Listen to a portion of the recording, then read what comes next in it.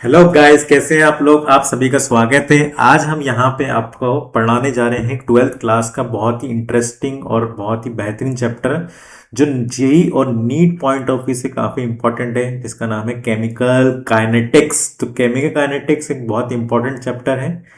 जैसे कई बच्चों ने पढ़ा है भाई, केमिकल काइनेटिक्स जो है हमारा 12th क्लास में आता है, ठीक है ना। और इससे एक नए क्वेश्चन बोर्ड्स में भी देखने को मिलेंगे आपको, और नीट के एग्जाम में भी मिलेंगे, और जेई मेंस और एडवांस के पेपर्स में भी देखने को मिलेंगे। तो केमिकल काइनेटिक्स बहुत इंपॉर्टेंट चैप्टर है बेटा, ठीक है ना। इस चैप्टर को हम बात करें, जैसे कि 12th क्लास के बच्चे हैं जो पढ़ रहे हैं, जो 11th क्लास के अंदर से पढ़ के आए हैं, तो उन्होंने कहीं ना कहीं आयनिक इक्विलिब्रियम पढ़ा होगा। तो आयनिक इक्विलिब्रियम थोड़ा टफ पड़ जाता है बच्चों को, काफ़ी ज़्यादा उसके अंदर डेरिवेशन वगैरह आ जाते हैं। तो इस वजह से उन बच्चों को थोड़ा परेशानी होती है, ठीक है। तो उसके कंपैरिजन में केमिकल काइनेटिक्स बोले तो केमिकल काइनेटिक्स एक स्मूथ चैप्टर है, ठीक है ना। आपको उसको पढ़ने में समझ भी आ जाएगा और इजी भी लगेगा, और इस आसानी से आप नंबर भी गेन कर लोगे। एक नए क्वेश्चन आपको देखने को मिलता ही है, नीट के एग्जाम में भी मिलेगा, और बोर्ड्स में भी मिलेगा, और जेई के एग्जाम में भी देखने को आपको मिलेगा। ज़्यादा टाइम वेस्ट नहीं करते हैं अपन, ठीक है। केमिकल काइनेटिक्स हम बात करें यहाँ पे, तो केमिकल काइनेटिक्स सबसे पहले हम बात करें तो बेटा इंट्रोडक्शन की बात करते हैं यहाँ पे। तो इंट्रोडक्शन में बेसिकली हम बात करें तो इस चैप्टर के अंदर हम यहाँ पे बात करने वाले हैं बेसिकली रेट ऑफ रिएक्शन के बारे में, ठीक है ना। Rate of reaction, rate of reaction मतलब हो गया हमारे पास स्पीड ऑफ रिएक्शन के बारे में पढ़ेंगे अपन, ठीक है ना। स्पीड ऑफ रिएक्शन, या फिर हम बात करें यहाँ पर वेलोसिटी। केमिकल काइनेटिक्स का मतलब ही यहाँ पे हम काइनेटिक्स का मतलब जो बोले यहाँ पर, काइनेटिक्स का मतलब ही जो है यहाँ पे हमारे पास क्या बन रहा है बेटा, स्पीड को डिफाइन कर रहा है, या फिर हम बोले वेलोसिटी को डिफाइन कर रहा है, या फिर हम बोले यहाँ पर रेट को डिफाइन कर रहा है, ठीक है। तो यहाँ पे हम जो स्टडी करने वाले हैं इस चैप्टर के अंदर, बेसिकली हम रेट ऑफ रिएक्शन के बारे में बात करेंगे, ठीक है ना। स्पीड ऑफ रिएक्शन या फिर बोले वेलोसिटी ऑफ रिएक्शन के बारे में बात करेंगे। कौन कौन से ऐसे फैक्टर्स है जिस फैक्टर से हमारी रेट ऑफ रिएक्शन चेंज हो सकती है। अगर टेम्परेचर को बढ़ाने से, घटाने से, टेम्परेचर बढ़ाने घटाने से अगर रेट ऑफ रिएक्शन चेंज आई तो वो एक फैक्टर हो गया, ठीक है ना। उसके साथ से हम यहाँ पे कंसंट्रेशन को बढ़ाने घटाने से क्या चेंजेस देखने को मिल सकते हैं, ठीक है। टेम्परेचर को घटाने से, कैटलिस्ट डालने से क्या क्या देखने को मिल सकता है। सरफेस एरिया बढ़ा दे घटा दे तो उससे क्या देखने को मिलेगा। तो वही हमें इस चैप्टर के अंदर स्टडी करना है, ठीक है। तो ये यहाँ पे ध्यान देना है हमें, ठीक है। बेसिक कौन कौन से फैक्टर पर डिपेंड करेगा और कौन कौन से क्या मैकेनिज्म होगा उन रिएक्शंस का, उसके बारे में हमें यहाँ पे स्टडी करना है। तो बेसिकली यहाँ पे जब हम बेसिक डेफिनेशन की बात करें तो chemical kinetics branch of physical chemistry, physical chemistry की ब्रांच है, ठीक है ना। Which deals with the study of rate of reaction. किसके बारे में पढ़ना है हमें, स्पीड ऑफ रिएक्शन के बारे में पढ़ना है, ठीक है ना। Mechanism by which the reaction proceed, ठीक है ना। कौन सा मैकेनिज्म से यहाँ पे रिएक्शन चलेगी। Factors affecting rate of reaction, कौन कौन से फैक्टर्स पर रेट ऑफ रिएक्शन हमारी डिपेंड करेगी, ठीक है। तो यहाँ पे हमने बोला था जैसे कि हम एग्जांपल लेके भाई इंडस्ट्रियल पॉइंट ऑफ व्यू से पढ़ते हैं, तो एग्जांपल लेके N2 गैस बेटा thrice of H2 gas gives twice of ammonia gas. ये आपने पढ़ा हुआ है कहीं ना कहीं, ठीक है ना। हेबर्स प्रोसेस पढ़ा होगा, ठीक है, 12th क्लास के अंदर पढ़ रहे हैं। तो यहाँ पे हम बोले कि भाई अमोनिया का फॉर्मेशन करना है, तो अमोनिया का फॉर्मेशन करना है मतलब क्या है कि हमने देखा है कि भाई जो कंट्री जितना ज़्यादा अमोनिया का फॉर्मेशन करेगा, तो जितना ज़्यादा अमोनिया का फॉर्मेशन करेगा वो उतना ज़्यादा क्या होगा, डेवलप माना गया। तो यानी क्या, अमोनिया का जितना ज़्यादा फॉर्मेशन करेगा, कोई भी इंडस्ट्रियल पॉइंट ऑफ व्यू से हम बात करें, तो अमोनिया का जितना ज़्यादा फॉर्मेशन करोगे आप, तो इंडस्ट्री क्या होगी, उसको सेल करवाएगा, आगे उसको सेल करेंगे, सेल करेंगे तो पैसा आएगा, पैसा आएगा तो क्या होगा, कंट्री डेवलप होगी। तो यहाँ पे हम मतलब क्या कहना चाह रहे हैं कि भाई किस पे डिपेंड कर रहा है अमोनिया का फॉर्मेशन। अमोनिया का फॉर्मेशन गई जितना ज़्यादा प्रोडक्शन होगा उतना ज़्यादा क्या हम कर पाएंगे उसको सेल, उतना ज़्यादा डेवलपमेंट होगा, क्योंकि वहाँ से आएगा बाहर से मनी, पैसा आएगा, कोई खरीद बेचेंगे इसको। तो यहाँ से हम क्या बेसिकली बोल सकते हैं, बेसिकली हम ये बोल सकते हैं कि हमारा अमोनिया का फॉर्मेशन कितनी स्पीड से, रफ्तार से हम ज़्यादा से ज़्यादा कर सकें, जिस वजह से हमारा कंट्री के अंदर पैसा आ सके, ठीक है, उसको हम और डेवलप कर सके अपनी चीज़ों को, ठीक है। तो मतलब कौन कौन से फैक्टर पे यहाँ पे डिपेंड करेगा। तो यानी कि कोई ना कोई कैटलिस्ट हम यहाँ पे डालें, तो कैटलिस्ट जैसे ही डालेंगे इसके अंदर, तो कैटलिस्ट क्या करेगा, अमोनिया के फॉर्मेशन को और ज़्यादा बढ़ा देगा। तो अमोनिया के फॉर्मेशन को ज़्यादा बढ़ा देगा, तो कौन कौन से फैक्टर्स पर डिपेंड कर सकता है, टेम्परेचर पर डिपेंड कर सकता है, या फिर कंसनट्रेशन पर डिपेंड कर सकता है, कैटलिस्ट पर डिपेंड कर सकता है। यही सारी चीज़ें इस चैप्टर के अंदर हमें यहाँ पे पढ़नी, ठीक है ना। तो समझ गए, बेसिक कहानी समझ गए कि हमें इस चैप्टर के अंदर बेसिक फ्रेमिंग हो गई है हमारी, कि हमें इस चैप्टर के अंदर जो पढ़ना है कि रेट ऑफ रिएक्शन, यानी कि जितना ज़्यादा से ज़्यादा प्रोडक्शन हो सके हमारा, किसका, हमारा प्रोडक्शन हो सके अमोनिया का, यानी कि हमारा कितना ज़्यादा rate of reaction, speed of reaction जितना जल्दी चलेगी, और कौन कौन से फैक्टर्स पे डिपेंड करेगी, और क्या क्या मैकेनिज्म लेके चलेंगे, उसकी भी यहाँ पे हम स्टडी करने वाले हैं, ठीक है। तो on the basis of rate chemical reaction broad divided into three categories. Basically यहाँ पे हमारे पास तीन कैटेगरीज की रिएक्शंस को बताया गया है। एक है हमारी वेरी फास्ट रिएक्शन, एक है हमारी वेरी स्लो रिएक्शन, एक होगी हमारी मॉडरेट रिएक्शन। तीन तरह की रिएक्शन को हम यहाँ पे लेके चलने वाले हैं, ठीक है ना बेटा। तो वेरी फास्ट रिएक्शन क्या हो गई भाई, बहुत जल्दी जो कंप्लीट हो जाए उसको बोलते हैं अपन वेरी फास्ट रिएक्शन। जैसे कि हम बेसिकली बात करें acid base reaction, acid base reaction क्या है, बहुत ज़्यादा फास्ट कंप्लीट होती है, ठीक है ना। जैसे कि आपने कभी देखा हो, आप बचपन में बिल्कुल जो छोटे हो, तो इससे पहले क्या, वहाँ पे बाथरूम क्लीनिंग के लिए अभी तो आजकल हार्पिक वगैरह आने लगे, ठीक है, बहुत सारे केमिकल्स आने लगे। उससे पहले क्या होता था कि केमिकल लेके आते थे, यानी कि एसिड वगैरह लेके आते थे, एसिड डाल देते थे बाथरूम के अंदर, तो एसिड जैसे डालते थे वहाँ पे बबल्स फॉर्मेशन हो जाते थे, तो थोड़ी देर छोड़ देते थे, तो क्या हो जाता, जो भी गंदगी होती थी सारी की सारी गंदगी उस एसिड के साथ बाहर निकल जाती थी। तो पानी जो है हमारा वहाँ पे बेस थोड़ा जो भी होगा, वहाँ पे सॉल्ट वगैरह जो भी लगा होगा, थोड़ा बहुत पड़ा होगा, ठीक है ना, जो भी नेचर होगा उसका मार्बल टाइल्स का, वो क्या होगा, थोड़ा बेसिक नेचर होगा। और यहाँ पे हमारे पास जो हम एसिड डाला है उसके अंदर HCl लेके आए, मानो HCl को डाला उसके अंदर, ठीक है ना, तो एसिड और बेस की रिएक्शन होगी, एसिड बेस से वहाँ पे सॉल्ट का फॉर्मेशन है, साथ में पानी का फॉर्मेशन हो जाएगा, होगा नहीं होगा। तो पानी का फॉर्मेशन भी हो रहा है वहाँ पे, एसिड बेस रिएक्ट कर रहे हैं एक दूसरे के साथ, ठीक है, और सॉल्ट का फॉर्मेशन हो रहा है, तो वहाँ पे क्या होगा, जो भी गंदगी होगी वो बाहर निकल जाएगी वहाँ से।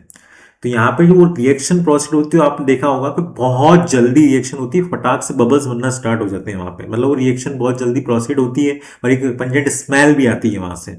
तो यानी कि हम बोल सकते हैं कि एसिड बेस रिएक्शन जो है कुछ ही मिली सेकेंड्स के अंदर कंप्लीट हो जाती है, ठीक है ना।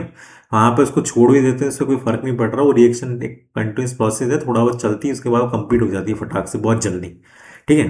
तो यहाँ पे हम बोल रहे हैं कि generally this reaction involve ionic species. के अंदर क्या होता है, बेसिकली HCl जो उठेगा H प्लस और Cl माइनस, आयनिक स्पीशीज होगी इसके अंदर, ठीक है ना, उसको आयनोनेस आयनिक रिएक्शन, वो क्या बोलेंगे यहाँ पे, आयनिक रिएक्शन बोलेंगे। This reaction takes about 10⁻⁻14 to 10⁻⁻16 seconds.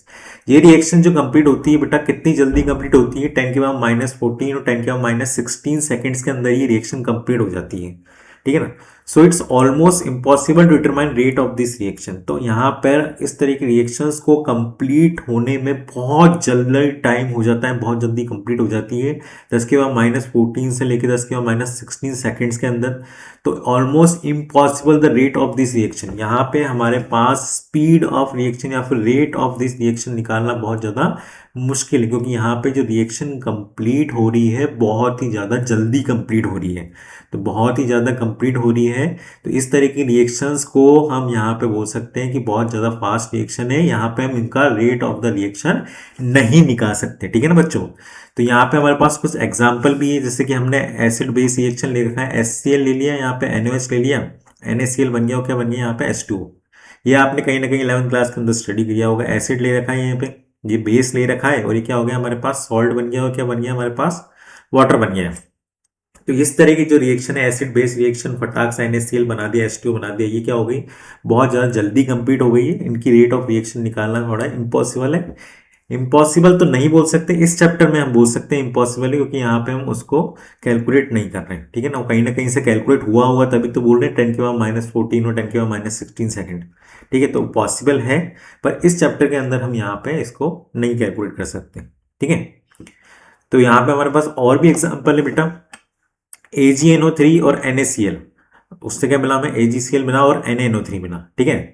तो भाई यहाँ पे भी Ag+1 टूटेगा, NO3-1 टूटेगा, Na+1 टूटेगा, Cl-1 टूटेगा, तो क्या बन जाएगा, Ag+1 बनेगा, Cl-1 बनेगा, Na+1 बनेगा, NO3-1 बनेगा, ठीक है ना। ये सारे के सारे क्या है, +1 ऑक्सीडेशन स्टेट में, -1 +1 ऑक्सीडेशन स्टेट में। अब हम बोले यहाँ पे कि भाई हमारे पास जो AgNO3 है, तो जैसे AgNO3 दोनों कंपाउंड बने हुए थे, AgNO3 ना, AgNO3 था, और साथ में क्या था हमारे पास इसमें NaCl था। तो जैसे हम दोनों को मिक्सअप करेंगे बेटा, अब ध्यान रखना, ये Ag+ और ये NO3 -1 में टूटता है, कैटायन एनायन बनाते हैं। ये Na प्लस और ये किस में बनाता है, Cl माइनस में बनाता है। अब छोटी सी कहानी सुनाता हूँ आपको मैं। क्या है बेटा कि Ag प्लस और Cl माइनस एक बहुत पुराने बिछड़े प्रेमी है, ठीक है ना, ऐसा समझ लो कि Ag प्लस और Cl माइनस का एक पुराने बिछड़े प्रेमी है। तो Ag प्लस कहीं भी आपको दिख जाए, ठीक है ना, अगर वो Ag प्लस कहीं भी दिख जाए तो Ag प्लस को अपना पुराना प्यार दिख जाता है, वो पुराना प्यार दिखते से क्या दिखता है, Cl माइनस के पास चला जाता है, ठीक है ना। और क्या बनाता है, AgCl बना लेता है, क्या बना लेता है, AgCl बना लेता है। अब बेचारे बचे कौन, Na प्लस बचा और NO3 बचा, तो ये भी क्या कर लेते हैं कि भाई ये तो चले गए दोनों, तो आओ हम भी दोस्ती कर लेते हैं, हम भी नई बॉन्ड बना लेते हैं। तो एक आयनिक बॉन्ड फॉर्मेशन कर लेगा NO3 और ये क्या बना जाएगा, AgCl। तो AgCl ये पुराने प्रेमी टाइप है, ये दोनों कहीं भी दिख जाए आपको तो क्या बना लेते हैं, AgCl बना लेते हैं और नीचे जाके बैठ जाते हैं। और बैठ जाते हैं तो ये बैठ जाते हैं तो बना लेते हैं व्हाइट PPT, व्हाइट प्रेसिपिटेट। क्या बना लेते हैं, व्हाइट प्रेसिपिटेट। तो व्हाइट प्रेसिपिटेट क्या है बेटा, व्हाइट प्रेसिपिटेट होता क्या है, व्हाइट प्रेसिपिटेट एक्चुअली होता है कि भाई आपके पास जो रिएक्शन रिएक्ट नहीं कर पाती, ठीक है ना, फर्दर आगे रिएक्ट नहीं करती तो नीचे जाकर बैठ जाती है, सेटल डाउन हो जाती है, सेटल डाउन हो जाती है, तो वही उसको क्या बोलते हैं अपन, व्हाइट प्रेसिपिटेट। हम बात करें बेसिकली, जैसे कि हम घर में मट्ठा पिया होगा आपने, ठीक है, छाछ, तो छाछ पिया होगा तो छाछ में क्या है भाई, मानो आप कोचिंग आए हो, ठीक है ना, आपकी मम्मी ने आपके लिए क्या बना रखा है, मट्ठा बनाया आज, ठीक है, घर पे। तो गर्मी का मौसम है, ठीक है, तो वहाँ पे क्या बोलेंगे कि जैसे ही उन्होंने मट्ठा बना के फ्रिज में रख दिया कि भाई शाम को आएगा, दोपहर में जब भी आएगा वो पी लेगा, तो क्या होगा, थोड़े देर बाद क्या होगा, वाइट जो आपके कर्ड वाला पार्ट होगा वो नीचे जाके सेटल डाउन हो जाएगा और ऊपर जाके क्या हो जाएगा, पानी जो है वो पानी ऊपर तैरता रहेगा, ठीक है ना। तो उसी को ये बोल रहे हैं अपन, जो नीचे वाला पार्ट है जो रिएक्ट नहीं कर रहा, वो नीचे जाके सेटल डाउन हो गया, ठीक है ना, सेटल डाउन हो गया है, उसी को क्या बोल रहे हैं अपन, एक तरह से प्रेसिपिटेट क्रिएट हो गया। आपने चूना देखा होगा पुराना, कभी देखा होगा पुराने कोई घर में रहता हो, ठीक है ना, पुराना जहाँ चूना अभी पोतते हैं, ठीक है ना, पेंट करते हैं इसको, चूने के इस्तेमाल करते हैं। तो चूने को भी क्या मटके वटके में लेते हैं, मटके में लेके उसका चूना और पानी को मिला देते हैं, और चूना क्या धीरे धीरे उसको घोल देते हैं, घोलने के बाद क्या होगा, उसको पूरा दिन भर रात भर छोड़ देते हैं 24 घंटे के लिए कि धीरे धीरे घुलता रहे। तो उसके अंदर भी क्या है, वो एक प्रोसेस से ठीक है ना, धीरे धीरे प्रोसेस चलता रहेगा, तो उसमें भी क्या होगा, पूरा का पूरा जो चूना है, CaCO3 कैल्शियम कार्बोनेट जो हो गया, वो नीचे कैल्शियम ऑक्साइड वगैरह हो गए, वो नीचे जाके सेटल डाउन हो जाते हैं, सेटल डाउन हो गए तो ठीक है ना, वो नीचे जाके सेटल डाउन हो जाएंगे और रिएक्ट नहीं करेंगे वहाँ पे, और रिएक्ट नहीं करेंगे, नीचे जाके बैठ जाएंगे, तो वो भी क्या बना रहे हैं, एक तरह के PPT बना रहे हैं, आगे फर्दर रिएक्ट नहीं कर पा रहे हैं, तो उसी को क्या बोलते हैं अपन, प्रेसिपिटेट क्रिएट हो गया, ठीक है ना। तो ये हो गई वेरी फास्ट रिएक्शन या फिर इंस्टेंटेनियस, कोई इंस्टेंट पे रिएक्शन चली, उसी को बोल रहे हैं अपन यहाँ पर वेरी फास्ट या फिर इंस्टेंटेनियस रिएक्शन बोल रहे हैं, ठीक है ना।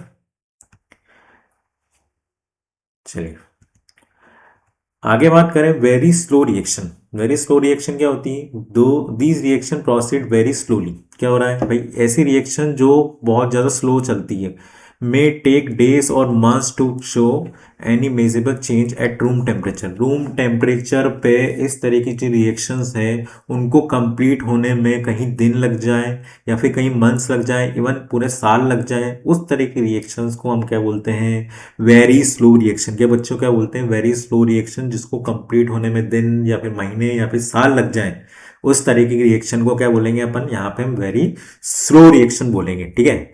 तो वेरी स्लो रिएक्शन को भी हमें यहाँ पे स्टडी नहीं करना, ठीक है ना, इसको भी कंप्लीट होने में काफी टाइम लग जाएगा भाई, हमें तो अमोनिया का फॉर्मेशन करना है, मतलब ऐसे रिएक्शन प्रोसीड करवानी है इंडस्ट्रियल पॉइंट ऑफ व्यू से, जो फटाफट हो जाए, उसको हम प्रोडक्शन कर सकें और प्रोडक्शन करने के बाद उसको हम आगे सेल कर सकें। तो भाई इसको तो हम कर नहीं पाएंगे, बहुत लंबा प्रोसेस है, ठीक है। फिर भी हमें एग्जाम्पल लेके चलें, वो एक स्लो प्रोसेस है, ऐसी बहुत सारी इंडस्ट्रीज हैं जहाँ पे वो चलता है प्रोसेस, जैसे कि फर्मेंटेशन ऑफ अल्कोहल हो गया, ठीक है ना, फर्मेंटेशन ऑफ अल्कोहल जो हो गया वो भी क्या है, एक स्लो प्रोसेस है, ठीक है ना। फर्मेंटेशन ऑफ अल्कोहल, ठीक है ना, अल्कोहल का फर्मेंटेशन हो रहा है, ठीक है ना, दारू बनाई जा रही है ना, जिसको बोलते हैं अल्कोहल फॉर्मेशन हो रहा है, ठीक है ना। जो चावल वगैरह को सड़ा के, फ्रूट्स वगैरह को सड़ा के, ठीक है ना, जिस तरह से बनाते हैं अल्कोहल, वो फर्मेंटेशन प्रोसेस है। धीरे धीरे उनको सड़ाते हैं, समय तक उसको रखते हैं कुछ, ठीक है ना, उसके बाद उसका फर्मेंटेशन होता है, उसके अंदर एक प्रोसेस, उसके बाद धीरे धीरे किस में कन्वर्ट होता है, अल्कोहल के अंदर कन्वर्ट होना स्टार्ट हो जाता है। या फिर हम बात करें rusting of iron. Rusting of iron भी क्या है भाई, रस्टिंग ऑफ आयरन भी क्या है, एक लॉन्ग प्रोसेस है, बहुत ज़्यादा स्लो प्रोसेस है। रस्टिंग ऑफ आयरन आपने कहाँ देखा होगा? रस्टिंग ऑफ आयरन आपने देखा होगा उसके अंदर, आपकी क्लास के अंदर, ठीक है ना, जहाँ आप पढ़ रहे होंगे, अगर लोहे की बेंचेस होगी आपकी, है ना, आयरन की बेंचेस होगी आपकी कोचिंग में, या फिर अपने घर में कोई भी आपका लोहे का सामान होगा, उसको बाहर छोड़ दो आप कुछ समय के लिए, ठीक है ना। यहाँ पे कूलर वगैरह लग रहे हो, पुराने जैसे कूलर होते थे आयरन के, आजकल तो दूसरी बॉडी प्लास्टिक बॉडी आने लगे हैं, ठीक है ना, पीवीसी की बॉडीज के आने लगे हैं। तो पुराने जो आयरन के कूलर होते थे वहां पे क्या होता था बेटा, कि वो कूलर जो बने होते थे वो किससे बने होते, मेटल से बने होते थे। तो मेटल से बने होते थे, तो मेटल से बने होने की वजह से क्या हो रहा है, पानी भी मिल रहा है, ऑक्सीजन भी मिल रही है और मेटल भी मिल रहा है, तो तीनों ही चीजों एक साथ फर्दर रिएक्ट कर जाता है। फर्दर रिएक्ट करने की वजह से क्या हो जाता है, धीरे धीरे वहां पे रस्टिंग होना स्टार्ट हो जाता है। तो रस्टिंग दुनिया की सबसे बड़ी प्रॉब्लम है। इसको बचाने के लिए बहुत सारे प्रोसेस चल रहे हैं, ठीक है ना, क्योंकि आयरन का रस्टिंग होना पॉसिबल है, मतलब वो एक बहुत बड़ा इंडस्ट्रियल पॉइंट ऑफ व्यू से बहुत बड़ा लॉस है। उसके अंदर मिलियंस डॉलर या बिलियंस डॉलर खर्च होते हैं हर साल, उसको वापस से उसके अंदर पेंट्स वगैरह किए जाते हैं, या फिर कुछ ऐसे मेटल से कनेक्ट किया जाता है कि उनका पहले रिडक्शन हो जाए एज कंपेयर टू आयरन, ठीक है ना। तो वो आगे जब चैप्टर चलेगा या फिर इलेक्ट्रोकेमिस्ट्री के अंदर हम पढ़ाएंगे, वहाँ पे हम इस चीज़ को बात करेंगे किस तरह से रिएक्शन वहाँ पे प्रोसीड होती है। तो यहाँ पे भी वेरी स्लो रिएक्शन होगी। तो रस्टिंग ऑफ आयरन क्या है बेटा? रस्टिंग ऑफ आयरन क्या है, एक बेसिक यहाँ पे हमारे पास बोल सकते हैं कि बेसिकली यहाँ पे एक बहुत बड़ा स्लो प्रोसेस है और बहुत बड़ा लॉस है पूरे इंडस्ट्रियल पॉइंट ऑफ व्यू से, ठीक है ना। तो रस्टिंग की वजह से पूरा क्या होता है, मेटल खराब हो जाता है धीरे धीरे। Reaction between S2 and O2 to form H2O at ordinary temperature in absence of catalyst.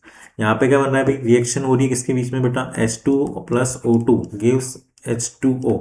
अब ये जो है H2 प्लस O2 से रिएक्ट करके क्या बनाएगा, H2O पानी बना रहे हैं। अब ये भाई ऐसा नहीं होता कि भैया आपने H2 ले लिया कि हवा में H2 घूम रहा है, O2 ले रहा है, दोनों को मिला दो, दोनों को कॉलिजन करा दो, कॉलिजन कराते से क्या हो जाएगा, H2 का फॉर्मेशन हो जाएगा। ऐसा फॉर्मेशन हो रहा होता तो भैया यहाँ पे अभी जो नेचर है उससे पानी टपक रहा होता है, H2 बन रहा होता, तो माने पानी तो है, तो पानी गिर रहा होता, ठीक है ना।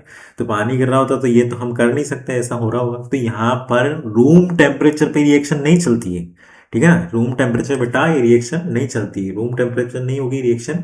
इसके लिए एक प्रॉपरली टेम्परेचर क्रिएट करना पड़ेगा, एक प्रॉपरली कैटलिस्ट का इस्तेमाल होगा, तब जाके यहाँ पे S2 और O2 दोनों से रिएक्ट करेंगे और प्रॉपरली धीरे धीरे एक स्लो प्रोसेस है, उसको कन्वर्ट होना पड़ेगा धीरे धीरे पानी के अंदर, एकदम से कन्वर्ट नहीं हो जाता। इसके लिए एक मूवी भी आई है, आपको कभी देखनी है तो मार्शल्स करके मूवी है। वो एक साइंटिस्ट वगैरह होते हैं सारे के सारे, वो मार्स पे जाते हैं, और मार्स पे जाते हैं तो एक साइंटिस्ट वहाँ पे आंधी तूफान आते हैं तो वहीं पे रह जाता है एक साइंटिस्ट, और बाकी सारे उड़ जाते हैं क्योंकि वो उनका जो जेट था, स्पेस क्राफ्ट था, वो गिरने वाला था नीचे, वो गिर जाता नीचे तो वो सारे के सारे वहीं अटक जाते हैं। जो इन्फॉर्मेशन लेके उन्हें अर्थ पे आना था वो लेके नहीं आ पाते। तो यहाँ पे क्या देखा गया भाई, उस एक मूवी के अंदर ये बताया गया कि वो किस तरह से सर्वाइव करता है। उस मूवी के अंदर उसने दिखाया कि भाई H2 हाइड्रोजन गैस वहाँ पे थी, उसके पास ऑक्सीजन गैस थी, उनको वहाँ पे उसने प्रॉपर टेम्परेचर क्रिएट किया गया, ठीक है ना। प्रॉपर टेम्परेचर के साथ एक कैटलिस्ट का भी इस्तेमाल किया और उसकी मदद से उसने पानी बनाया। उस वजह से वो कुछ सालों तक वहाँ पे रह पाया, मतलब साल भर उसको निकालना था वहाँ पे, क्योंकि ऐसा नहीं है कि ना बगल में जाके आना है, ठीक है। तो वो आप चले गए थे साइंटिस्ट, तो वापस उससे कनेक्शन हुआ, कनेक्शन होने के बाद वापस उसको लेने गए और लेकर उसको वापस आए, ठीक है। तो मार्शल करके मूवी है, बड़ी इंटरेस्टिंग मूवी है। अगर किसी को साइंस में बहुत अच्छा इंटरेस्ट है तो वो देख सकते हैं इसको, पर वो ऐसे टाइम पे देखना है, अभी नहीं देखना है, जब फ्री हुआ एग्जाम एग्जाम देखे फ्री हो तब आप इसको देख सकते हैं, ठीक है। चलिए, तो हमें तीसरी तरह की रिएक्शन होगी बेटा मॉडरेट और स्लो रिएक्शन, ठीक है ना। मॉडरेट रिएक्शन बोले एक तरह से, या फिर स्लो रिएक्शन बोले, तो ये रिएक्शन जो होगी किसके बीच में होगी, ये रिएक्शन प्रोसीड होगी बेटा एक वेरी हाई स्पीड रिएक्शन और एक वेरी स्लो रिएक्शन, ठीक है ना। जो बहुत ज़्यादा स्पीड में भी रिएक्शन चलती है और बहुत ज़्यादा स्लो रिएक्शन चलती है, इन दोनों के बीच की जो रिएक्शन है उसी को क्या बोलेंगे अपने यहाँ पे, मॉडरेट और स्लो रिएक्शन बोलेंगे, ठीक है। This type of reaction proceed with the measurable rates eight normal temperature, ठीक है ना। जो जिस तरह की रिएक्शन है वो प्रोसीड होगी मेजरेबल रेट्स, उनकी क्या कर सकते हैं हम, रेट्स को मेजर कर सकते हैं, मेजरेबल है वो रेट्स, और नॉर्मल टेम्परेचर पे चलती है वो, and we can measure the rate of this reaction easily, और वहां पे हम इनकी रेट को आसानी से मेजर कर सकते हैं। तो इस तरह की रिएक्शंस को हमें इस चैप्टर के अंदर स्टडी करना है, जो मॉडरेट टाइप ऑफ रिएक्शन है, ना ही ज़्यादा फास्ट है ना ही ज़्यादा स्लो है। उस तरह की रिएक्शंस को क्या बोलेंगे अपन, मॉडरेट और स्लो रिएक्शन बोलेंगे, ठीक है। जैसे कि हम यहाँ पे बात करें डीकम्पोजिशन ऑफ H2O2, डीकम्पोजिशन हो रहा है किसका, H2O2 का डीकम्पोजिशन हो रहा है। तो डीकम्पोजिशन होने की वजह से क्या होगा, यहाँ पे पानी बन रहा है, ठीक है ना। ट्वाइस ऑफ H2O2 से क्या बन रहा है, यहाँ पे पानी बन गया, ऑक्सीजन भी बोल गया, ठीक है। तो ये डीकम्पोजिशन रिएक्शन भी ऐसे नहीं है कि भाई फटाक से अपना कंप्लीट हो जाए, ठीक है ना, कुछ ही समय के अंदर। इसके अंदर भी कैटलिस्ट डालोगे, ठीक है, ब्लड वगैरह यहाँ पे कैटलिस्ट का इस्तेमाल कर सकते हैं, ठीक है, एंजाइम्स वगैरह का इस्तेमाल कर सकते हैं, ईस्ट वगैरह का इस्तेमाल कर सकते हैं। उस वजह से ये फटाफट रिएक्शन कंप्लीट होती है, ठीक है, कुछ ही मिनट्स के अंदर, कुछ सेकंड्स के अंदर रिएक्शन कंप्लीट हो जाएगी और वहाँ पे हमारा डीकम्पोजिशन हो जाएगा। H2O2 जो है यहाँ पे एक तरह से डिसप्रपोर्शनेशन रिएक्शन का काम कर रही है। यहाँ पे हम 4 निकालें इसके पर तो -1 आता है, तो इसमें से कितना आता है, इसमें -2 आता है, इसमें कितना आ जाएगा 0, ठीक है ना। तो यहाँ पे आप देख सकते हो -2 भी जा रहा है और क्या हो रहा है, 0 भी जा रहा है। तो क्या है, इंक्रीज इन ऑक्सीडेशन नंबर और डिक्रीज इन ऑक्सीडेशन नंबर, तो इसी को क्या बोलते हैं अपन, डिसप्रपोर्शनेशन रिएक्शन। तो डिसप्रपोर्शनेशन रिएक्शन भी शो हो रही है, ठीक है ना। डिकम्पोजिशन N2O5, डिकम्पोजिशन हो रहा है N2O5 का, तो ये भी क्या है बेटा, ये भी इसका टाइम हम आसानी से कैलकुलेट कर सकते हैं कि कुछ मिनट्स या सेकंड्स के अंदर कंप्लीट होगी। ऐसा नहीं कि कुछ ही मिली सेकेंड्स के अंदर, जैसे कि हमने एसिड बेस रिएक्शन हो रही थी, या फिर बहुत ज़्यादा समय लग रहा है, इसको कंप्लीट होने में सालों लग जा रहे हैं, उस तरह की रिएक्शन को हमें नहीं पढ़ना। हमें किसको पढ़ना है, जो इन दोनों के बीच में हो, मॉडरेट टाइप ऑफ रिएक्शन को हमें इस चैप्टर के अंदर स्टडी करना है, ठीक है। यहाँ पे देखो रिएक्शंस हो रही है, ये हमारे पास रिएक्टेंट है, रिएक्टेंट जिसके अंदर हमने उसने जो भी पानी वगैरह कुछ ऐड किया है, एसिड यूज़ किया, जैसे फटाफट रिएक्शन कैलकुलेट हो रही। तो कुछ रिएक्शन कंप्लीट होने में ऐसा है कि कुछ 5 सेकंड 10 सेकंड तो लग ही रहे, तब जाके रिएक्शन हो रही है, चल रही है कंटिन्यूस, ठीक है ना, अभी भी कंप्लीट नहीं हुई है। तो इस तरह की रिएक्शंस को क्या बोलते हैं अपन, मॉडरेट रिएक्शन हो गए, जिसको हम टाइम को कैलकुलेट कर सकें। चलिए फर्दर आगे बात करते हैं बेटा, रेट ऑफ रिएक्शन क्या होता है, ठीक है ना। Rate of reaction is defined as the change in concentration or pressure of reactant and product per unit time. It is always a positive quantity. Rate of reaction defined कैसे define किया है, change in concentration, concentration में change आ रहा है या फिर pressure में change आ रहा है, किसके, रिएक्टेंट के और प्रोडक्ट के पर यूनिट टाइम के अंदर, ठीक है ना। कितने टाइम के अंदर यहाँ पे रिएक्टेंट से प्रोडक्ट जा रहा है, ठीक है ना, कंसंट्रेशन और प्रेशर के अंदर चेंज आएगा, उसी को हम बोल रहे हैं रेट ऑफ रिएक्शन बोल रहे हैं, ठीक है ना। रेट ऑफ रिएक्शन ROR से भी रिप्रेजेंट कर सकते हैं। चेंज आया किसके अंदर बेटा, चेंज आया, चेंज इन कंसंट्रेशन, कंसंट्रेशन या फिर प्रेशर के अंदर चेंज आ रहा है, ठीक है ना, अपॉन कितने टाइम के अंदर, टाइम टेकन कितना लगा, उसी को क्या बोल रहे हैं अपन यहाँ पर, रेट ऑफ रिएक्शन को बोल रहे हैं, ठीक है ना। उसी को क्या बोल रहे हैं अपन यहाँ पर, रेट ऑफ रिएक्शन बोल रहे हैं। वो हमेशा पॉजिटिव क्वांटिटी को, रेट क्या है बेटा, रेट यानी स्पीड को डिफाइन कर रहा है, तो रेट क्या हमेशा पॉजिटिव ही रहेगी। जैसे कि कुछ चल रहा है, ठीक है ना, चल रहा है तो मैं चल रहा हूँ, तो क्या आगे चल रहा हूँ, तो मेरी रेट क्या है, चल रहा हूँ चल रहा हूँ चल रहा हूँ, तो आगे कुछ सेकंड्स में कुछ चला, यहाँ से मानो 2 सेकंड लगे, 1 2 3 4 5 6, तो क्या कुछ चला तो 6 सेकंड लगे मानो यहाँ से आने में, तो 6 सेकंड लगे और आगे ही तो चला, मैं फॉरवर्ड डायरेक्शन में चला। अब बैकवर्ड भी चलूंगा, 1 2 3 4 5 6, तो ये भी 6 सेकंड लगे। बैकवर्ड मतलब ये तो ना कि -6 की स्पीड से चला, 6 की स्पीड से चला ना, मानो 6 किलोमीटर पर आवर चल रहे हैं अपन, या फिर 6 सेकंड 6 मीटर पर सेकंड चल रहे हैं यहाँ पे, ठीक है। तो यहाँ पे हम बोले कि रेट यानी स्पीड कभी नेगेटिव हो सकती है, कभी बोलोगे कि कार कभी दौड़ रही है, F1 फॉर्मूला रेस होती है, वो क्या बोल रहे कि -50 किलोमीटर पर आवर से चल रही हो, ऐसा कभी सुना है, तो नहीं सुना। तो हमेशा जो रेट होगी यानी कि स्पीड या फिर वेलोसिटी हमेशा क्या रहती है, पॉजिटिव रहती है। तो रेट ऑफ रिएक्शन भी यहाँ पे हमेशा क्या रहेगी, पॉजिटिव रहेगी, ठीक है।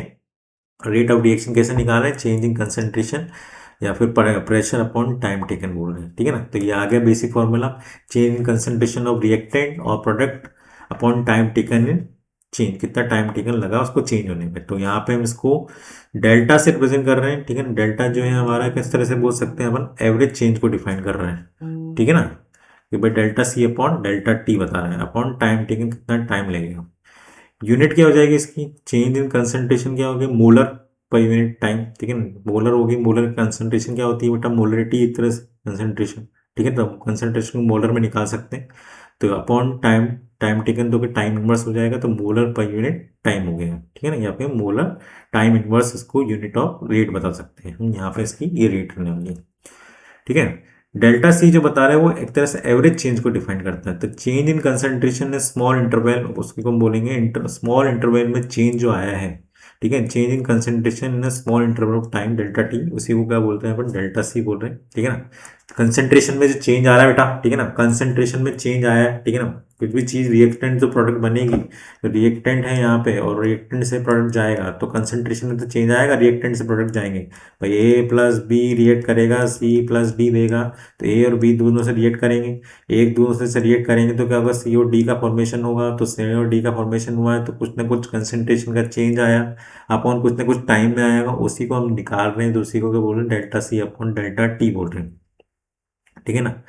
यहाँ पे हमारे पास प्लस और माइनस का साइन हमने लगा रखा है, प्लस और माइनस का साइन क्या डिफाइन कर रहा है, sign is use when we refer product concentration appearance of product, negative sign use when we refer for reactant concentration disappearance of reactant.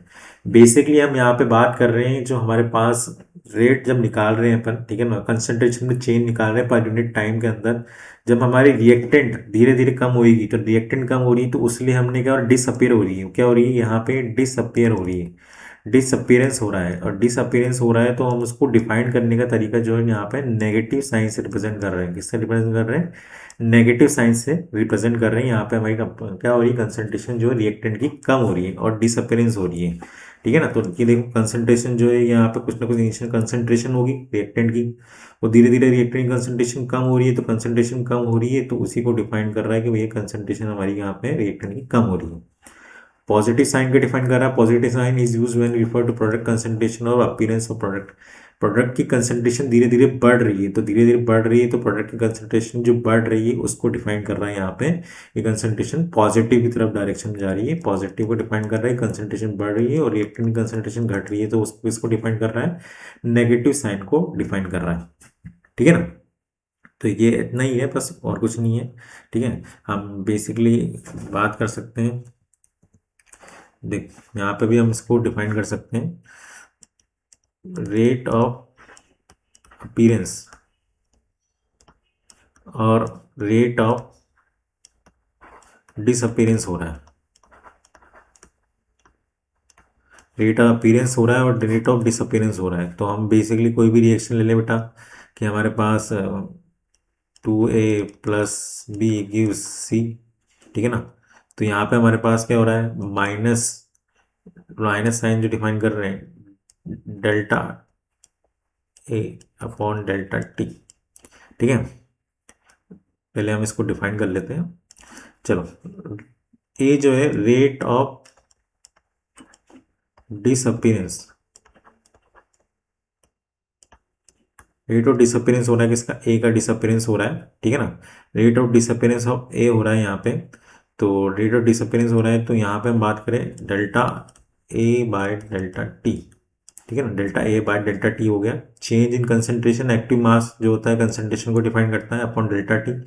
अब नेगेटिव साइन लगा दिया, नेगेटिव साइन इसलिए लगाया बेटा कि रिएक्टेंट जो है रिएक्ट कर रहे हैं, ठीक है ना, रिएक्ट करेंगे तो प्रोडक्ट में फॉर्मेशन करेगा, तो यहाँ से हम क्या बोल सकते हैं कि रिएक्टेंट की कंसंट्रेशन कम हो रही है, ठीक है ना, समझ आ रहा है, रिएक्टेंट की कंसंट्रेशन कम हो रही है। भाई आपको कुछ भी, आप घर के अंदर रसना ही बना रहे हो, आप तो रसना ही बना रहे हो तो क्या हो गया, ठीक है ना, कोई भी आपने रसना बनाया आपने, तो मैंने कॉफ़ी बना रही हो एक तरह से, तो दूध लिया और कॉफ़ी ली, दूध और कॉफ़ी ली तो क्या होगा, धीरे धीरे हमारी जो दूध की कंसंट्रेशन चेंज हो जाएगी किसके अंदर, कॉफ़ी के अंदर, हो रही नहीं हो रही। या फिर हम यहाँ पे इस तरह से बात करें, कंसंट्रेशन चेंज हो रही है, एक नया प्रोडक्ट का फॉर्मेशन हुआ है, ठीक है ना, दूध से जो कॉफ़ी बनी है नए प्रोडक्ट का फॉर्मेशन हुआ है, ठीक है ना। दूध तो दूध था, ऐसा नहीं है कि दूध की कंसंट्रेशन खत्म हो गई है, दूध है और कॉफ़ी भी है, पर वो दोनों एक दूसरे से रिएक्ट करें, और रिएक्ट करने की वजह से जो दूध और कॉफ़ी पहले एक अलग आइडेंटिटी थी, दोनों अपनी अपनी इंडिविजुअल आइडेंटिटी लेके चल रहे थे, पर अब जब मिक्स कर दिया गया है तो मिक्स करने की वजह से क्या हो गया, वहाँ पे एक नया आइडेंटिटी का फॉर्मेशन हो गया, इसको हम कॉफ़ी बोल रहे हैं। या फिर नमक और पानी लेंगे, तो नमक को डाला है अपन ने पानी के अंदर, घोलना स्टार्ट किया अपन ने, तो पहले तो पानी था एक अपनी अलग आइडेंटिटी लेके चल रहा था, सॉल्ट अपनी आइडेंटिटी लेके चल रहा था, पर जैसे हमने घोला उसके अंदर तो नमक जो थी उसकी आइडेंटिटी धीरे धीरे कम हो रही है, पानी की जो आइडेंटिटी कम हो रही है, और प्रोडक्ट जो नमक पानी बन रहा है, ठीक है ना, सॉल्ट वाटर बन रहा है, उसकी आइडेंटिटी फॉर्म हो रही है, नया प्रोडक्ट का फॉर्मेशन हो रहा है, तो वहाँ पे हम क्या बोल सकते हैं, जो फॉर्मेशन हो रहा है वो नया फॉर्मेशन हो रहा है, तो यहाँ पे ये कम हो रही है ए की कंसंट्रेशन, तो उसको हम नेगेटिव साइन से रिप्रेजेंट कर रहे हैं।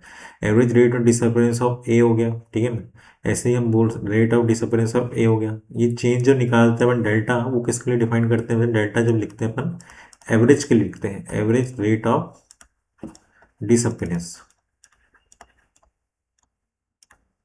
Of A, average rate of disappearance of A को डिफाइन करना है। वहीं हम बात करें rate of appearance of C, भाई सेम हो जाएगा बी के लिए भी, ठीक है ना, minus delta b upon delta t हो जाएगा। प्लस सी के लिए बात करें तो plus delta c upon delta T.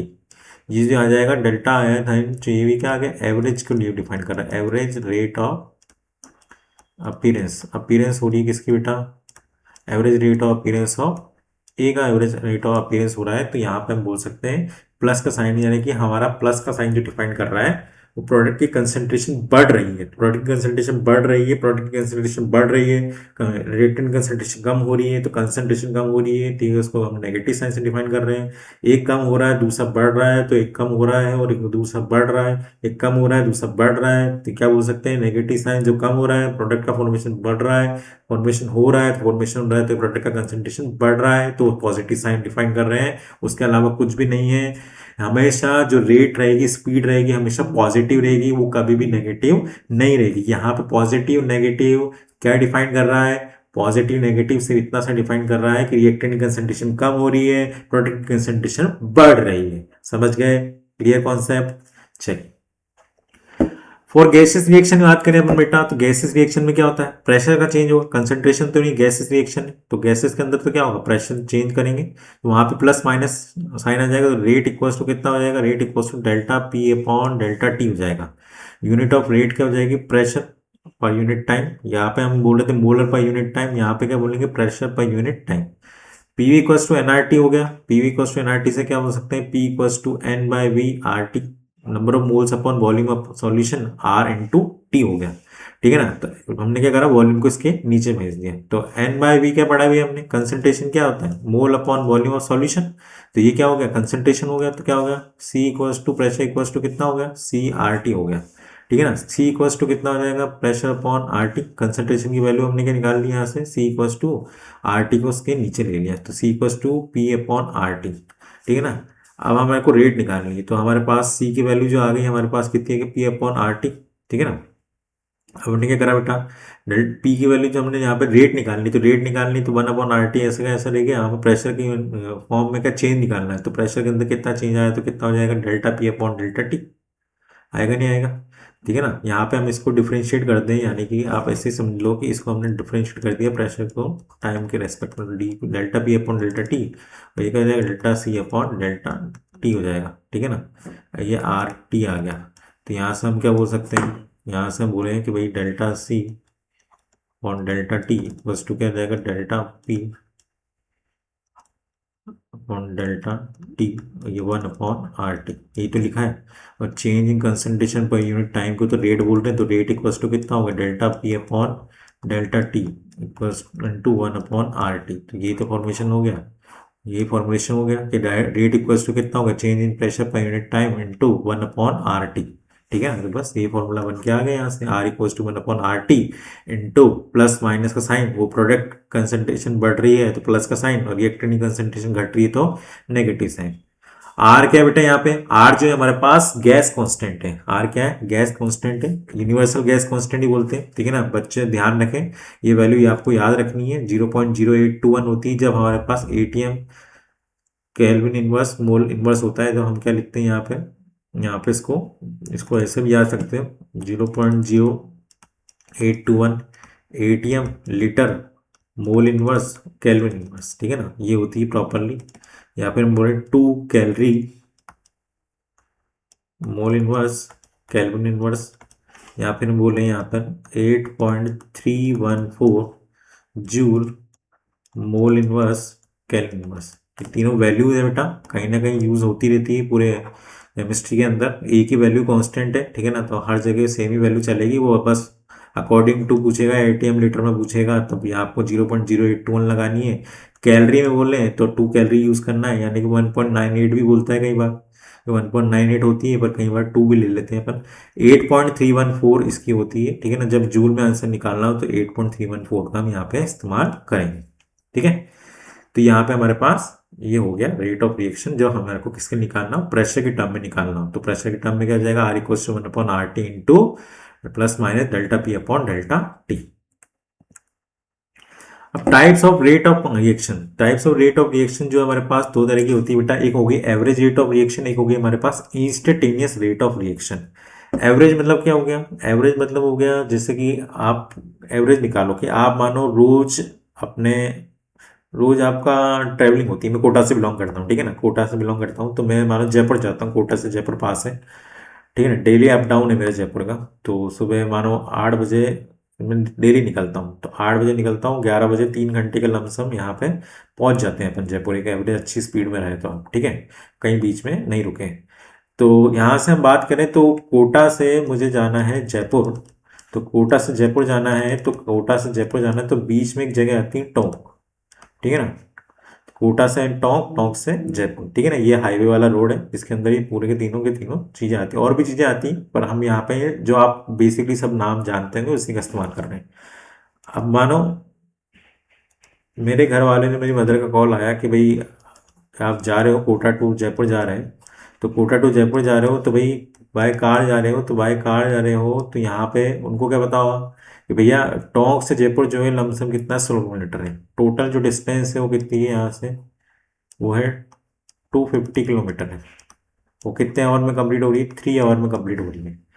तो टोंक जो आता है लमसम कितने में आता है भाई, मानो यहाँ पे टोंक जो आता है ये 100 किलोमीटर जब रह जाता है जयपुर तब आता है, ये 150 किलोमीटर जो है टोंक रहता है, ठीक है ना। तो यहाँ से हम बात करें कि भाई हमारे पास जब टोंक में हम पहुंचेंगे तो टोंक कितनी बजे तक पहुंचेंगे, लमसम कितना होगा, 150 किलोमीटर चल गए तो यानी कितना होगा भाई, 250 किलोमीटर है, 250 किलोमीटर डिवाइड बाई 3 कर लेंगे भाई, 250 किलोमीटर ट्रेवल कर रहे हैं अपन 3 आवर में, ठीक है ना। तो 3 आवर में तो कर रहे हैं, तो यहाँ पे हम क्या बोल सकते हैं, 250 डिवाइड बाय 3 कर लेते हैं, इसको ऐसा करते हैं 24 ले लेते हैं, ठीक है ना, 240 किलोमीटर लेते हैं तो उसे डिवाइड देने में आसानी रहेगी। तो यानी कितना हो गया 24, मतलब क्या हो गया बेटा, 8 8 किलोमीटर पर आवर, कितना हो रहा है, 8 किलोमीटर पर आवर चल रहा हूँ मैं, सॉरी 80 हुआ ना, 240 डिवाइड बाय 3, तो 80 किलोमीटर पर आवर चल रहा हूँ, तो 80 किलोमीटर के लमसम में 1 घंटे के अंदर चलता हूँ, 1 आवर के अंदर कितना चल रहा हूँ, 80 किलोमीटर पर आवर चल रहा हूँ। तो 80 किलोमीटर चला तो मतलब मैं 160 चल जाऊँगा, 160 कब तक चल जाऊँगा, 160 चल जाऊँगा कितने किलोमीटर में, 2 आवर्स मान ला लमसम पकड़ लेते हैं कि हम 2 आवर्स के अंदर कितना हो जाएगा, 160 किलोमीटर के आसपास पहुंच जाएंगे, यानी कि 2 घंटे के अंदर हम टोंक के आसपास होंगे, ठीक है ना। 100 किलोमीटर के आसपास ना, 2 घंटे से थोड़ा सा ज़्यादा आप समझो, 2 घंटे से थोड़ा सा ज़्यादा हो गया, तो 100 किलोमीटर और चलना है हमारे को, तो 2 घंटे के आसपास, 2 घंटे के हल्का आसपास हम क्या बोल सकते हैं कि हम टोंक के आसपास होंगे। तो भाई मेरे मदर का फ़ोन आया तो भाई ये पूछेगी कि भाई 2 घंटे बाद कि भाई कहाँ पे पहुंचा, तो मैंने बोला कि मैं टोंक के पास हूँ, ठीक है ना, टोंक पहुंच गया हूँ, तो टोंक पहुंच गया इसका मतलब ये तो नहीं मैं फिक्स टोंक ही पहुंचा हूँगा, ऐसा भी सकता है मैं बीच में कुछ खाने के लिए उतर गया हूँ, या फ्रेश होने के लिए रुक गया, या कुछ खाने के लिए रुक गए, या फिर कुछ काम आ गया हो, ठीक है ना, बस फिर गाड़ी का टायर पंचर हो जाए। यानी कि यहाँ पर उनके अंदाजे से तो उन्होंने इसका समझा कि भैया 2 घंटे बाद फ़ोन लगाया है, 2 घंटे बाद फ़ोन लगाया है तो मतलब कहाँ होगा वो एग्जैक्टली टोंक के आसपास कहीं ना कहीं होगा। तो मैंने भी क्या बोला कि 2 घंटे बाद फ़ोन उठाने के बाद, हाँ मम्मी मैं वहाँ पहुँच गया हूँ, मैं टोंक के आसपास पहुंच गया हूँ, टोंक के पहुंच गया हूँ, ठीक है ना। तो ऐसा तो नहीं है एग्जैक्टली मैं टोंक पे हूँ, तो उनने भी एवरेज निकाला कि 2 घंटे बाद ये मेरा जो बेटा है, मेरा सुपुत्र है, वो सुपुत्र टोंक के आसपास कहीं ना कहीं प्रेजेंट होगा, होगा नहीं होगा।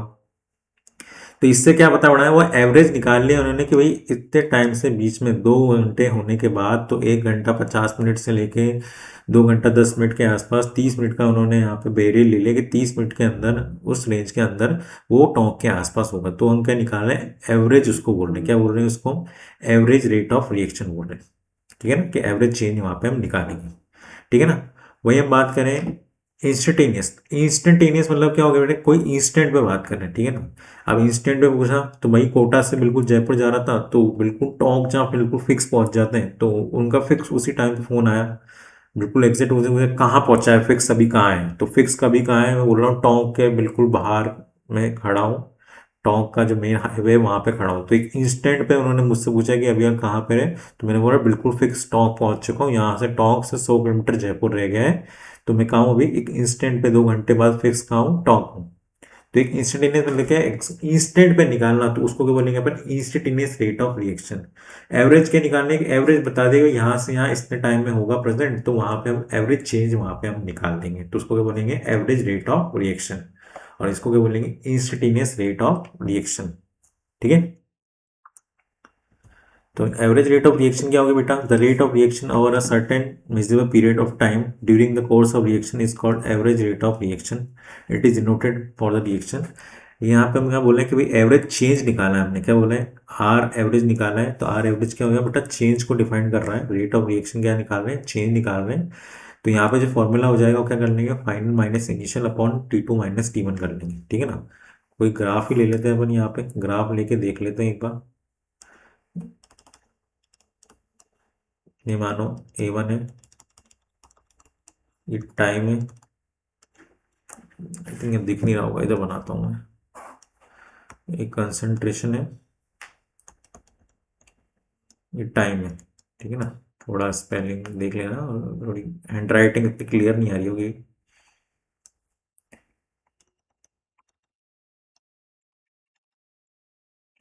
तो ये क्या है, A1 हो गई, क्या हो गई बेटा, A2 हो गई। A1 पे मानो T1 चला होगा, और ये कितना होगा, T2 चला होगा। तो यहाँ पे चेंज निकाल लिया अपन ने, ये चेंज जो निकाला, ये इसी को चेंज को क्या बोल रहे हैं अपन, डेल्टा एवरेज।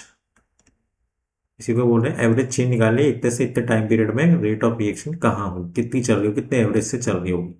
ठीक है। तो क्या कर दिया अपन ने, A2 माइनस A1, इसको हमने इससे घटा दिया, T2 माइनस T1 हो गई। तो उसी को बोल रहे हैं, रिएक्टेंट की बात करने इसलिए नेगेटिव साइन आ गया, तो यहाँ पे क्या, माइनस डेल्टा ए अपॉन डेल्टा टी। तो ये rate of reaction over certain measurable period of time, एक certain measurable period of time के अंदर इसको हमने कैलकुलेट किया है during the course of reaction.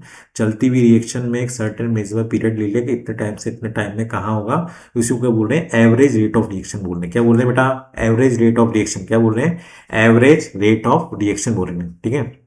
इसको हमने इस तरह से रिप्रेजेंट कर दिया। ये देखो, ये यहाँ पे डिफाइन कर दिया, A1 ले लिया, ये A2 ले लिया यहाँ पे। ठीक है ना।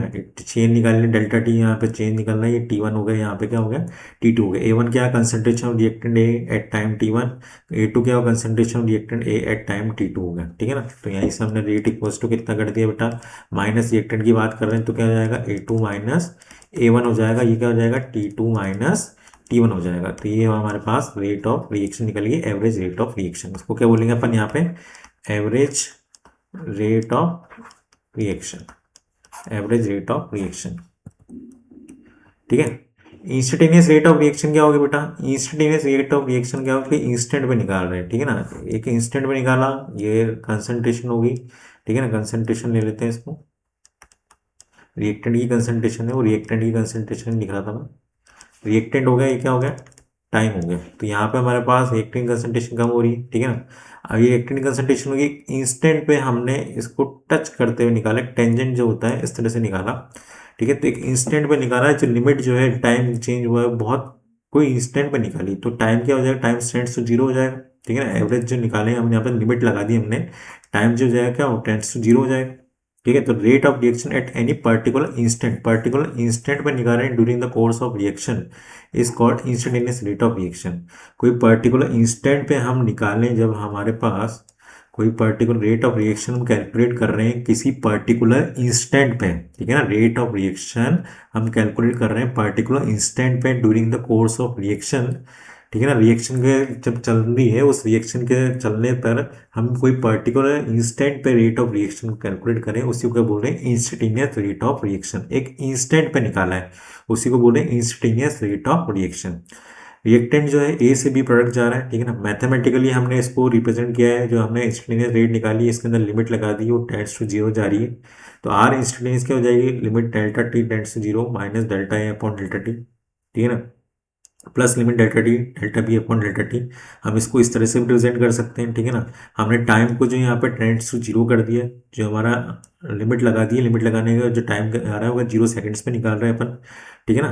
तो यहाँ पे हम इसको इस तरह से निकाल सकते हैं। जो स्मॉल चेंज निकालते हैं तो स्मॉल चेंज जो निकालते हैं हम तब क्या लगाते हैं, डी का इस्तेमाल करते हैं, ठीक है ना। डेल्टा का इस्तेमाल कर हम एवरेज के लिए निकालते हैं, पर यहाँ हमने लिमिट लगा दी तो हम इसको इस तरह से भी रिप्रेजेंट कर सकते हैं। और हमने जब डी लिख दिया है या फिर D minus D A by D T और plus D B by D T लिख दिया है, तो ये किसको डिफाइन कर रहा है, एक इंस्टेंट को डिफाइन कर रहा है। किसको डिफाइन कर रहा है, एक इंस्टेंट को डिफाइन कर रहा है, ठीक है ना। तो यहाँ पे हम बोलेंगे minus D A by D T और ये हो जाएगा plus D B by D t हो जाएगा, ठीक है ना। तो यहाँ पे हमारे पास एक इंस्टेंट के लिए निकलेगा ये दोनों के दोनों, ठीक है। ये हमने इंस्टेंट में निकाले। स्लोप जो हो जाएगा इस पर नेगेटिव स्लोप हो गया और इसको लिखेंगे minus D A by d t, ठीक है ना, minus D A by d t, ठीक है ना। स्पेलिंग का थोड़ा देख लेना भाई, इतनी साफ सुथरी स्पेलिंग नहीं आ रही है। स्पेलिंग क्या, राइटिंग इतनी साफ निकल के नहीं आ रही है, तो धीरे धीरे हाथ बैठेगा तो वो भी आने लग जाएगी। Minus D A by D T. Slope जो है क्या है, रिएक्टेंट को डिफाइन कर रहा है, तो नेगेटिव साइन हमारा रिएक्टेंट की कंसंट्रेशन कम हो रही है, इसलिए नेगेटिव साइन को यहाँ पे हम लिख रहे हैं, ठीक है ना। समझ गए बेटा, चलें चिंटू मिंटू, चले आगे।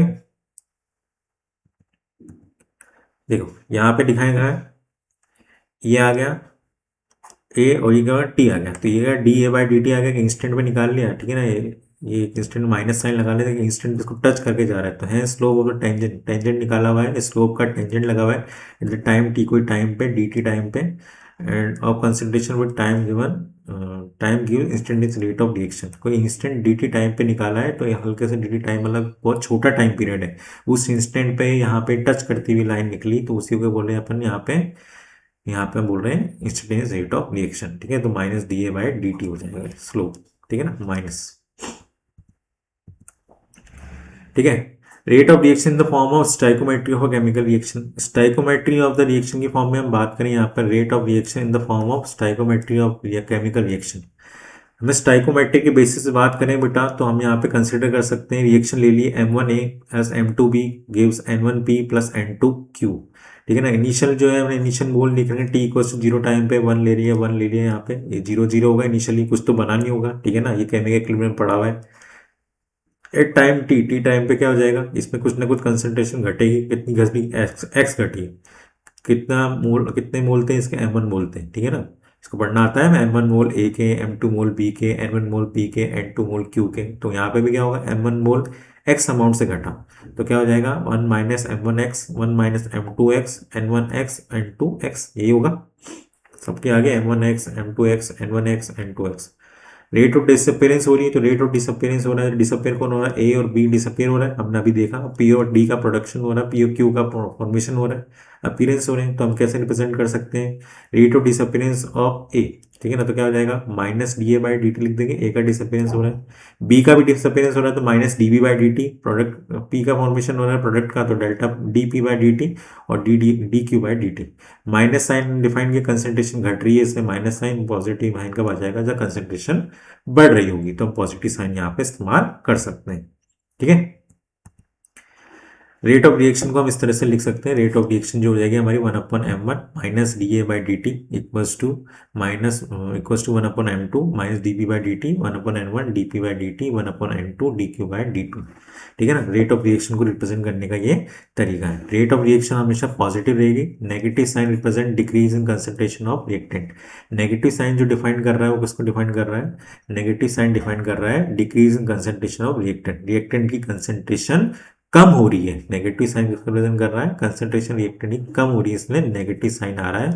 प्रोडक्ट की कंसंट्रेशन बढ़ रही है, तो यहाँ पे पॉजिटिव साइन आ रहा है, ठीक है ना। हम इसको ऐसे भी लिख सकते हैं, रिलेशन बिटवीन, देखो relation between rate of appearance and rate of disappearance. क्या रिलेशन निकल के आता है हमारा, relation between rate of appearance and rate of disappearance के अंदर आना, 2A plus B gives C plus 3D, ये रिएक्शन दे रखी है, ठीक है ना। तो 2A plus B gives C plus 3D ये बन रहा है हमारे पास, तो हम यहां से क्या बोल सकते हैं कि रेट ऑफ डिसअपीयरेंस जो हो रहा है ए, क्या वो बोल सकते हैं वो दो गुना है, टू टाइम्स है किसके, rate of appearance, sorry rate of disappearance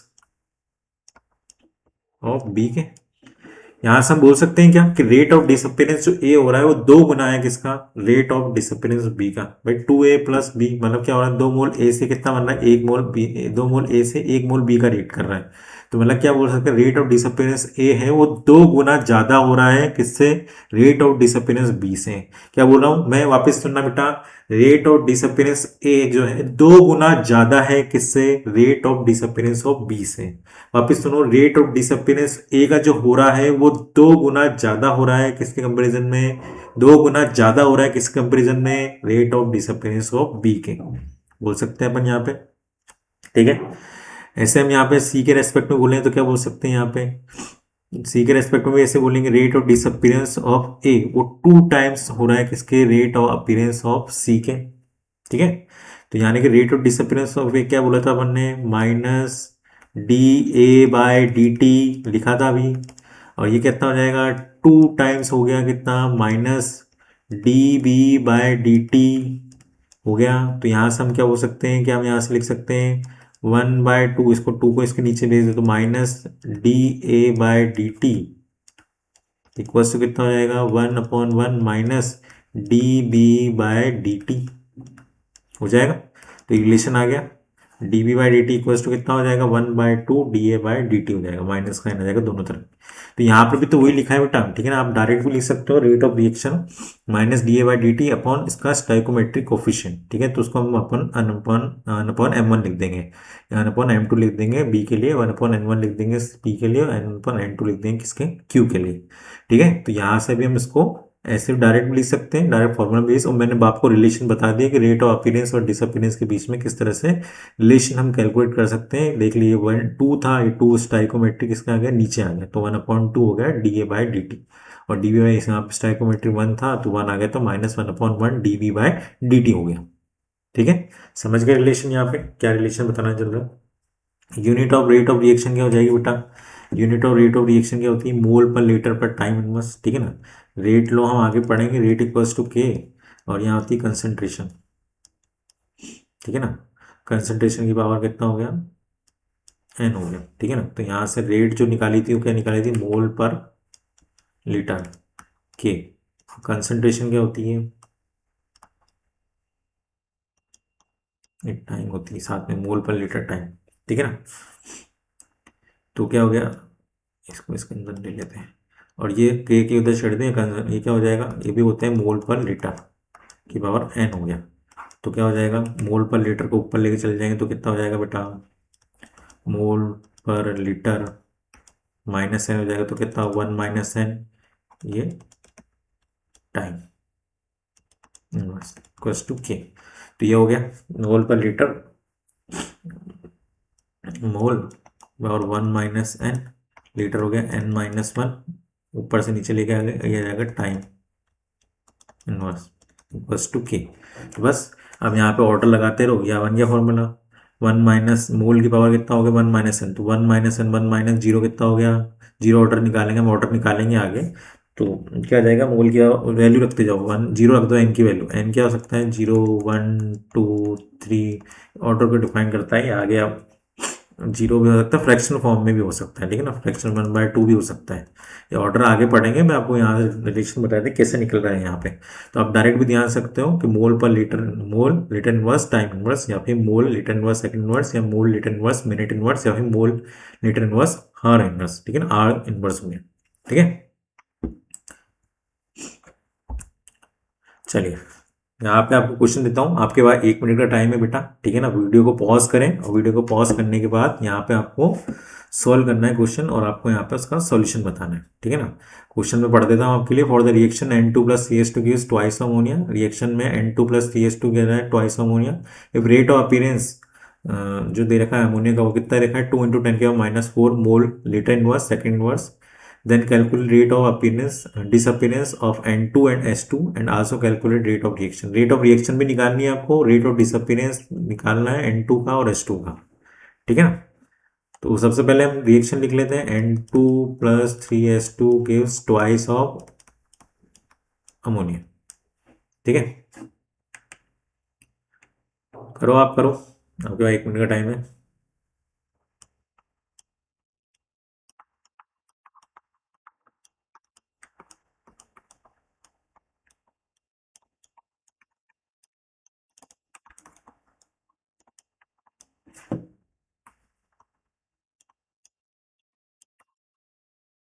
ठीक है ना, ये हमने रिएक्शन लिख दी। ठीक है ना, क्या बोल रहा है, if rate of appearance of NH3 दे रखा है, कितना रखा है, 2 × 10⁻⁴ दे रखा है। ठीक है ना, तो यहाँ पे हमारे पास रेट ऑफ डिसअपियरेंस है N2H2 और रेट ऑफ रिएक्शन निकालना है। तो आंसर जो आ रहे हैं आपके, ये आ रहे हैं रेट ऑफ रिएक्शन जो आ रही है 1 × 10⁻⁴ mole litre inverse second inverse. Rate of disappearance N2 आ रहा है 10⁻⁴ मोल आ रहा है। Rate of disappearance of S2 आ रहा है 3 × 10⁻⁴ आ रहा है। ठीक है, आई होप आपने आंसर निकाल लिया होगा। तो यही आंसर है आपके। ठीक है, तो यहाँ से हम क्या बोल सकते हैं, वह हमारे पास DNS3/dt दे रखा है।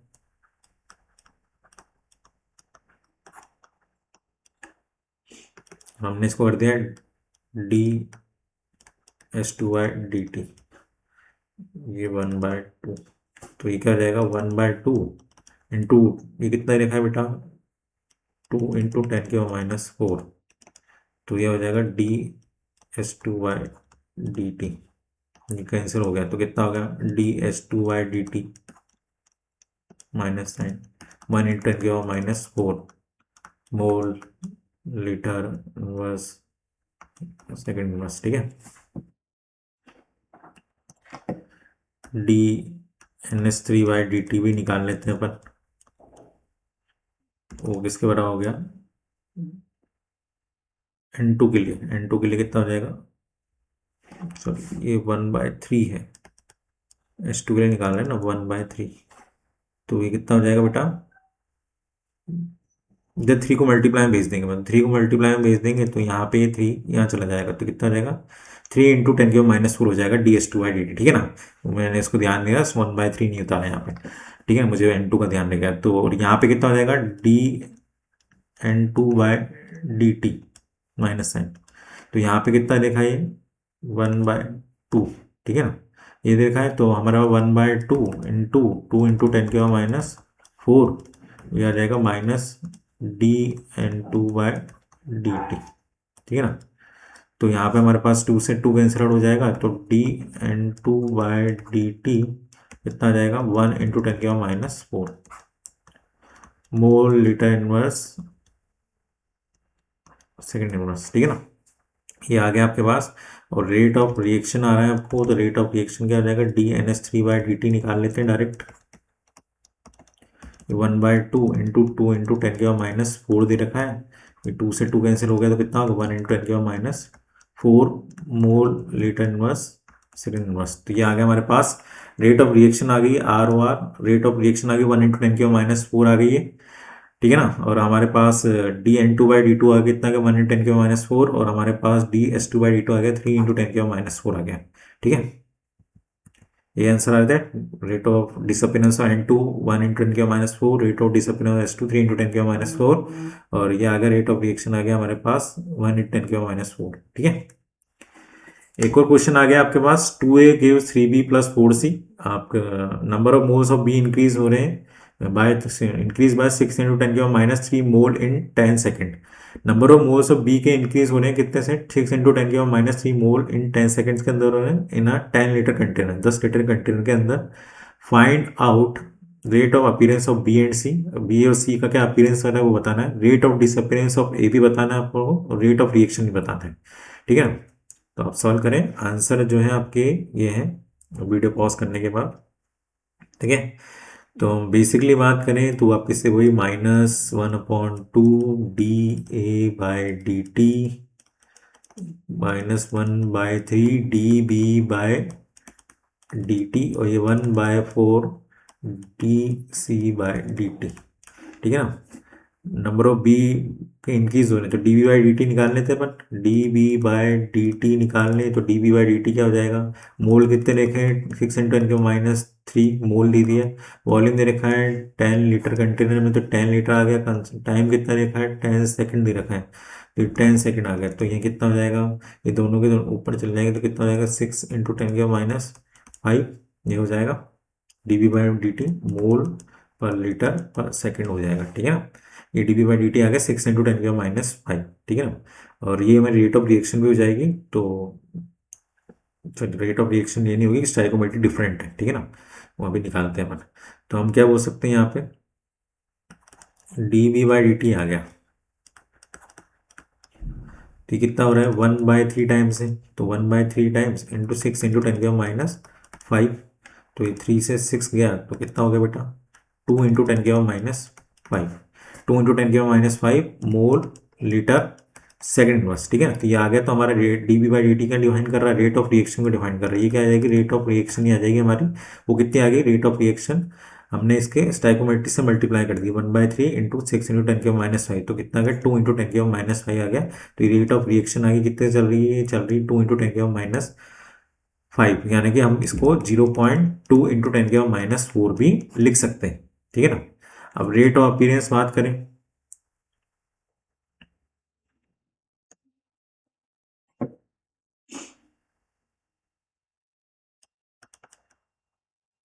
(1/2 dA/dt), ठीक है ना। अब 1/2 dA/dt है, तो हमारी रेट ऑफ रिएक्शन कितनी चल रही है बेटा 2 × 10⁻⁴ चल रही है, ठीक है ना। यहाँ पे हम बात करें 1/3 dB/dt, तो dA/dt 2/3 dB/dt कितना है 6 × 10⁻⁵, 3 से 6 गया तो कितना बचा 2, तो कितना हो गया यहाँ पे, ये आ जाएगा हमारे पास 4, तो कितना आ गया 4 × 10⁻⁵, ये आ गया dA/dt आ गया, ठीक है ना। ये आ गया rate of disappearance of 0.4 into या 4 × 10⁻⁵। वही हम कैसे निकाल सकते हैं, dB/dt निकाल लेते हैं,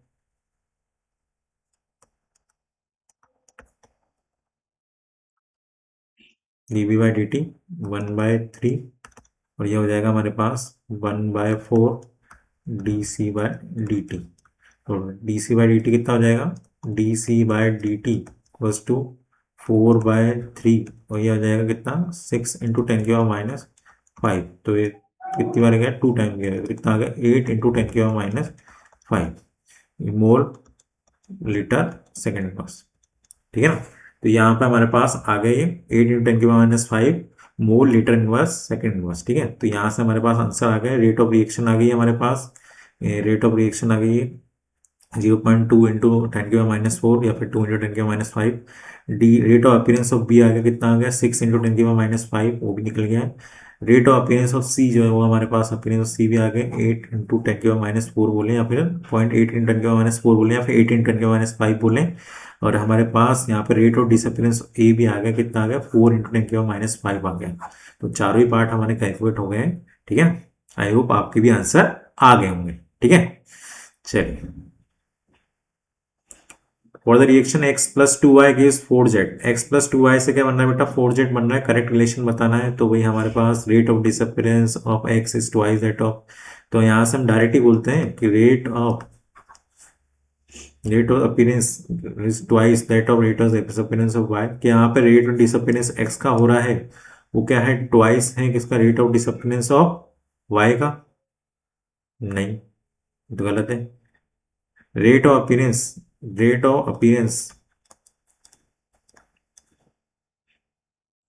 rate of appearance of Z is 1/4 the rate of disappearance, नहीं रेट ऑफ अपीयरेंस, हाँ ये रहा rate of appearance of Z is twice, rate of appearance जो है वो 2 गुना हो रहा है किसका rate of appearance of Y का, ठीक है ना। Rate of appearance of Y क्या लिख सकते हैं 2 टाइम्स लिख सकते हैं, और इसको कितना लिख देंगे 4 लिख देंगे, ठीक है ना। ये हो जाएगा रेट ऑफ डिसअपीयर कर देते हैं, disappear rate of disappearance Y कितना हो जाएगा 2 टाइम्स हो जाएगा rate of appearance of Z के, ठीक है। तो 2 से 4 गए 2 टाइम्स, तो क्या हो जाएगा 2 टाइम्स हो गया, ठीक है ना। तो ट्वाइस हो गया 2 × rate of disappearance of Y के कितना हो गया, rate of appearance of Z के बराबर हो गया। ठीक है ना, टू इन टू दो गुना हो गया, 2 times rate of disappearance of Y किसके बराबर हो गया, rate of appearance of Z के बराबर हो गया। तो rate of appearance of Z is twice, दो गुना है। ठीक है ना, rate of disappearance of Y, Y के कंपैरिजन में रेट ऑफ अपीयरेंस जो है जेड जो दो गुना है। ठीक है ना, ये डिफाइन कर रहा है यहाँ पे। ठीक है, तो आंसर क्या हो जाएगा, सी इज द करेक्ट आंसर। चलिए, यह आपके लिए क्वेश्चन होमवर्क में है, यह क्वेश्चन आप करके लेके आए, नेक्स्ट क्लास में हम आपको आगे करेंगे। चलिए, थैंक यू सो मच, मिलते हैं आपको नेक्स्ट सेशन में, नेक्स्ट क्लास के अंदर।